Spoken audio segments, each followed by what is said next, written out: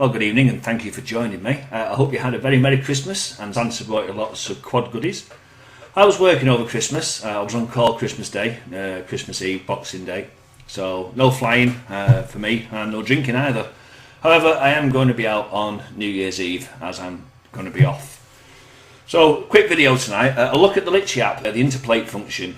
It works, but then again, it doesn't work. And I'm going to tell you why.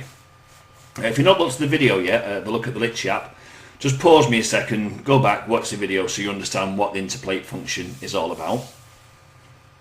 Okay, hopefully you watched it now and you're back with us. So, the other day I made a permission to go and fly at a favourite place, Moss, and I set the mission up, which is here.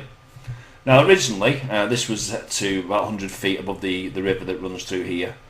But I was a bit worried about battery life. As you can see, it's a 14-minute flight. There was no wind, but I was going to take into account for wind, so I thought I'd better just do a test fly.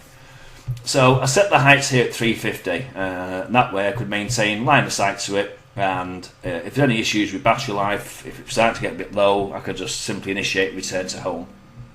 The first half of the flight was 150 feet, I've got a good clear line of sight, but I wasn't quite sure when it gets around here whether I would have FPV. Control I did have, but unfortunately I did lose FPV as it flew down to this part here. But, you live and learn, and that's the reason why I did this test fly. Now, I've used the interpolate function quite a little bit, and down here there's a little waterfall. And I thought I'll have the camera point all the way down, get the waterfall. And then further over here there's another point of interest I was looking at. I thought I'd tilt the camera down and have a look at that as I fly past. And then flying home, as it gets to about here, it should then point the camera back to 0.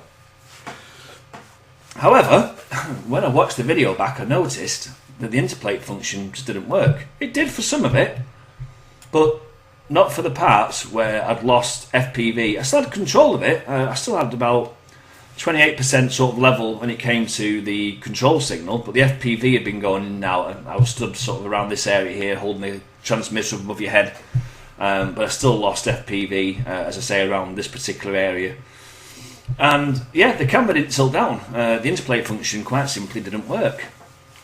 And I wasn't sure why. I checked this mission. It took me 2 weeks to plan it, and I was sure I set all the settings up correctly. So I thought, right, I'll go down my local field and I'll set up a mission.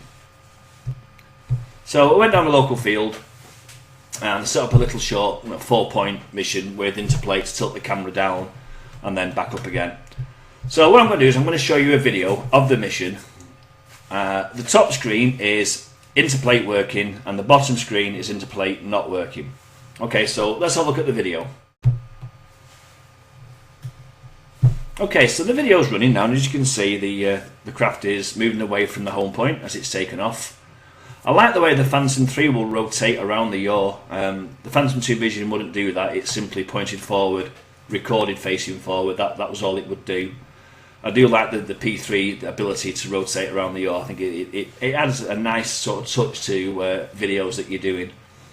So here we are, we're up to the first waypoint now as we approach this line of trees, and I've set the camera to start to tilt down. I think it's down to about 45 degrees I think, and as you can see in the top video the camera has indeed pointed down, but the bottom video the camera hasn't. So as the video progresses again, the camera starts to point further down, and it will now reach sort of around the 90 degree sort of straight down view. Everything's fine, but again the bottom video, no camera movement whatsoever.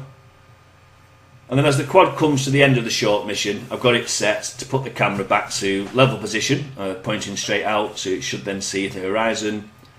And again, bottom video, absolutely no movement on the camera whatsoever. So the question of course is, why did it work for the top one, but it didn't work for the second one? Well, I'm going to tell you why. The reason the interpolate didn't work was because I unplugged the tablet from the controller, which meant that Litchi wasn't communicating with the quad. That was it. That's the reason why. I spoke to Litchi via email, and they say that the Litchi app controls the interplay or the tilt of the camera, and I think it also controls the speed as well. Now, the speed setting isn't in the CSV file, but the gimbal angle is in the CSV file. But apparently it's a limitation in the SDK, and that's going to be down to DJI to fix. So, in essence, a fully autonomous quad, which I thought the P3 would be, isn't fully autonomous in the right conditions or in the wrong conditions. And that is, if you do lose your FPV connection, interpolate function doesn't work, which is an absolute real shame. I can't fly that mission that I planned because obviously I want the camera to tilt down, and it's not going to, unless I can sort of move with the quad and try and stay within FPV range of it all. I know there are people who say it should be in line of sight all the time, but I like the idea of flying a mission you can fly a little bit further out than you normally would do, and you know, you should be confident in your quad to know that it's going to return home. So that's it. Interpolate works, but interpolate doesn't work, depending.